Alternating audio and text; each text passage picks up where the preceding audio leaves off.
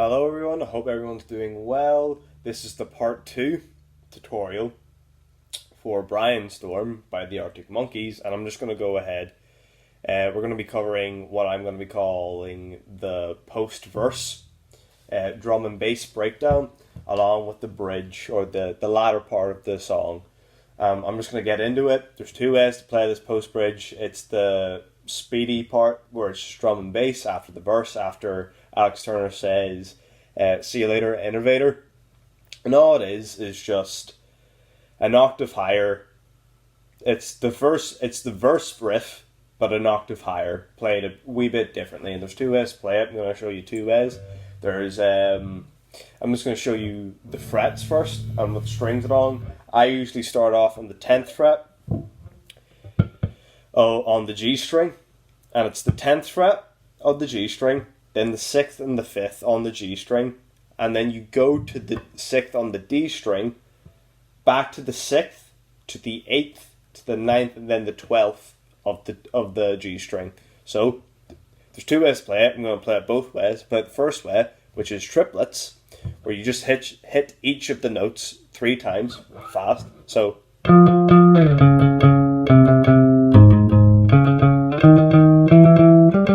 that's 10, 6, 5. That's on the G string, and the 6th fret on the D string, and we'll call that just the first half of this riff. So it's you play that 3 times as a triplet. 10th, 6th, 5th of the G. One moment. Of the G. And just 1 second.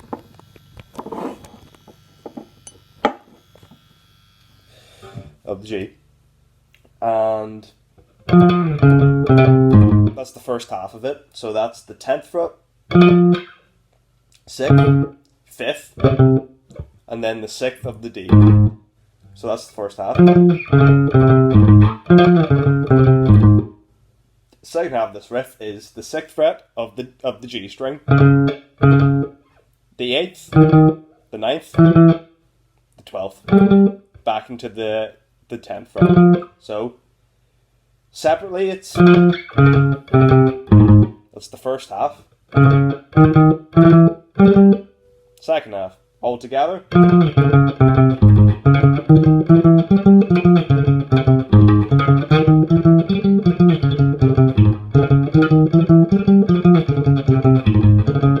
Now, the other way, none of the notes are different. It's just another way to play it. It's the way I like to play it more often.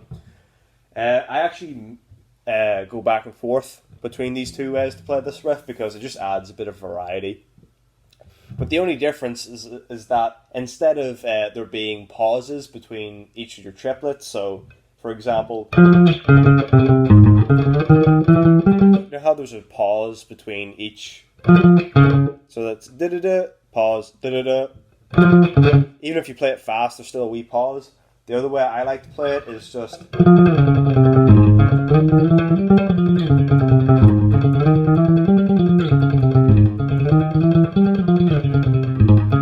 which is just continuous, and there's nothing different about it note-wise. It's just, instead of triplets, it's just straight notes. So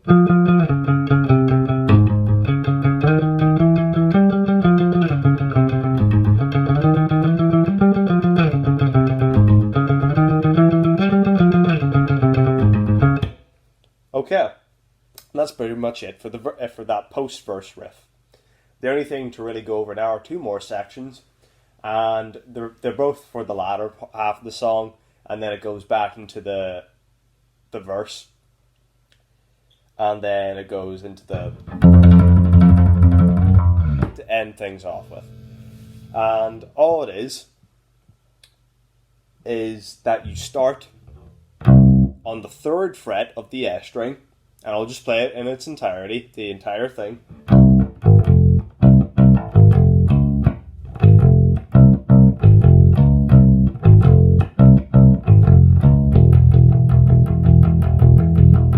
I know I missed one of the notes there, but don't worry about that. What that is, and we'll just start off, the 3rd fret of the F string, then the 4th, and then the 1st of the E string. So you play them all once. So first, it's the 3rd fret of the F, 4th of the E, then the 1st of the E. And now, after that, that's the first section of that riff, for example, just to break things up into chunks. The second section of that riff would be, it's exactly the same, only that you throw another C. Well, I'm not gonna, I knew I was gonna say names. I just think putting the note names is kind of throwing me off, and it's kind of confusing me. So I'm just gonna put it separately in the description, so you can read it that way. So the first half is the first section is 3rd, 4th, 1st. Second section is, the only difference is that you add another 3rd fret at the beginning. So that second section would be, so it's just exactly the first section, but with an extra third note here. So altogether, what you should have is, and again, 3rd fret of the F, 4th of the E, 1st of the E, two third frets of the F, 4th, and then 1st again. And then after that, another thing to add on top of that, once you add that 4th fret of the F string after all of it. So what I mean by that is,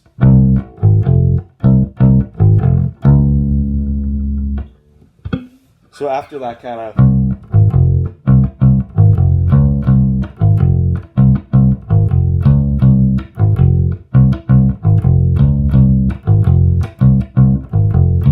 you end it with that 4th fret of the F string. And that's pretty much the riff, only towards the end of it, instead of you keep on going back to that, instead of you repeating it, you do.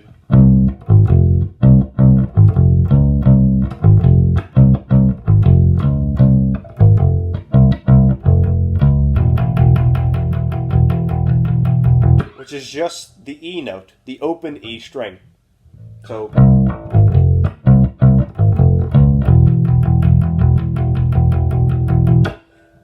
that's pretty much it. It's just the open E note, and you'll be able to match it if you're playing along with the song. But if you don't understand anything, just ask me, and I'll probably private message you. But that's pretty much all that is for that section. Now there's only one more section, pretty much, and it does this thing where it's right after this. After these E notes, you go right into it.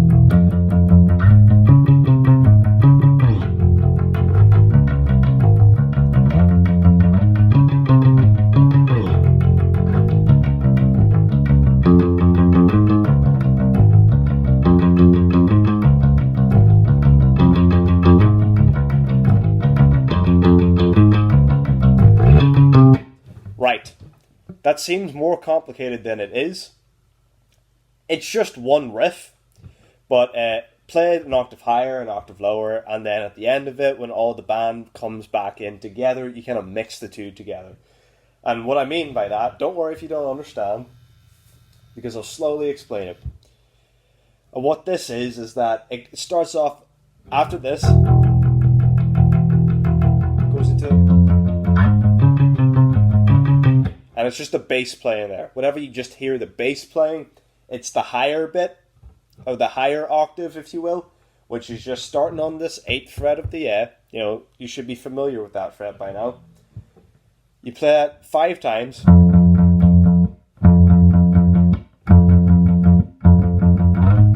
So you play that 8th fret 5 times, and then you play this 11th fret on the F string twice.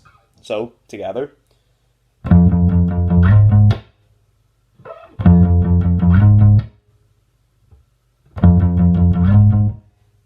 Simple enough. The bit after that is that it kind of bounces back and forth between this area here, this 11th fret and the 10th fret. So after you're done, you hit this 11th fret twice on the D string, then the 10th fret of the D string twice, then the 11th of the F string twice, 11th of the D twice, and then you hit the 10th once to finish it off. So that might be a bit confusing. So this we'll call it the first half of this riff. That's the first half, just to break it into chunks. So that's 5 of the 8th string, 5 times you hit the 8th fret of the F string. Then you hit the 11th fret twice. And now, once you have that, you can add the second part on, which is, again, you hit the 11th twice on the D, the 10th twice, again, which is on the D. Then you go back to the 11th fret on the A, you hit that twice. Then you hit the 11th on the D twice, and then you finish with hitting the 10th on the D once. So all together, really slowly, it's...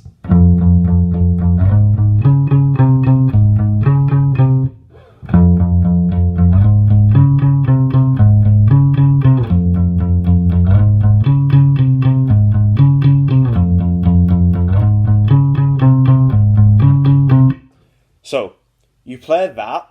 Once you have that down, when you play that whenever it's just the bass playing. But whenever it goes back and forth, so you'll be doing that. Right after this part, right afterwards, the whole band kicks in and you're just playing exactly what you're playing here, all the way down here. So it starts on the first fret of the E, and again, you hit this first fret, you're just doing exactly what you did here, down here.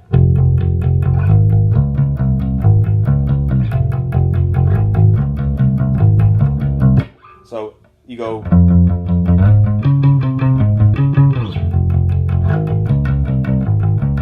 it's just the exact same, a whole octave lower. So the first fret, hit it 5 times, you hit the 4th fret twice, and then like what you were doing here, you do it here around the 4th fret. So hit the 4th fret of the E twice, then the 4th fret of the A twice, then twice on the 3rd fret of the F, back to the 4th twice of the E string, and then you hit the 4th fret of the F twice, and then you finish hitting that one. So all together.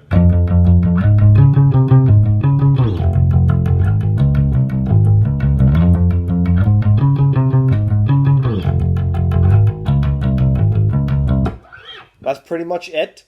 And to finish off with, the only other thing you need to learn is that whenever the whole band, it stops going back and forth between the bass and the whole band, and now the whole band is just playing, that's when you add that high bit with that low bit. So you take that first part, and instead of doing this, you can do this. So you're taking the first part of the higher part and you're adding it with the second part of the lower part, if that makes sense. So what you're doing is,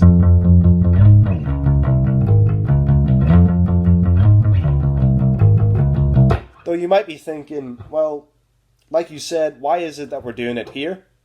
Just to go down there? That's a lot of space and you'll waste energy doing that. So what you can do to make things easier for yourself is that, you see this 3rd fret here on the D string? This 3rd fret on the D string is the exact same note as the 8th fret of the A string. That's one little tip. That's how you know you're in tune actually. If you hit the 5th fret of the E, that should be the same note as the open note on your neck string. So 5th fret of the A should be the open, 5th fret of the E should be the A string. 5th fret of the A should be the D string. It's no different with any other fret. So the fact that you're on the 8th fret, you go down one string, then you go down 5, you're 5 frets lower, and you just add that together whenever the whole band comes in. And what you do, instead of playing that up here, just go down there. You just drag everything down to that 3rd fret. Do what you've been doing. So that's the 3rd fret of the 5th. You hit that 5 times, just like what you're doing up here. And then you hit that 6th fret of the D string twice. So like what you're doing here and down there. But you're just, instead of going here, because your hand's already here, you can easily just go to that lower bit and do it down there.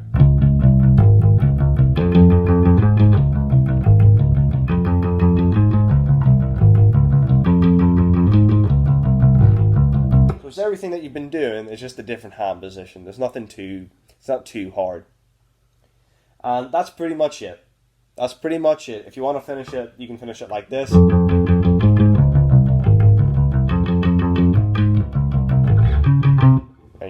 but you don't have to do that. But then, it goes into the verse riff, and then it finishes everything off with the intro, which is just... And that is pretty much it for Brianstorm. I hope everyone enjoyed my cover. I hope you've enjoyed these videos. They're not the best, but it's just kind of a way to engage with everyone.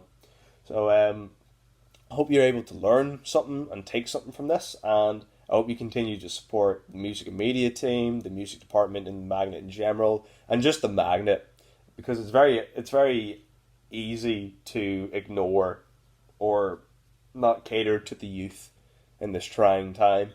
So that's all I'm trying to do, and I hope you've enjoyed this video. And I hope you enjoy the rest of your week. And if you want to vote on the poll for next week's song, then do so on our Facebook page. And that will be everything for now. Thank you.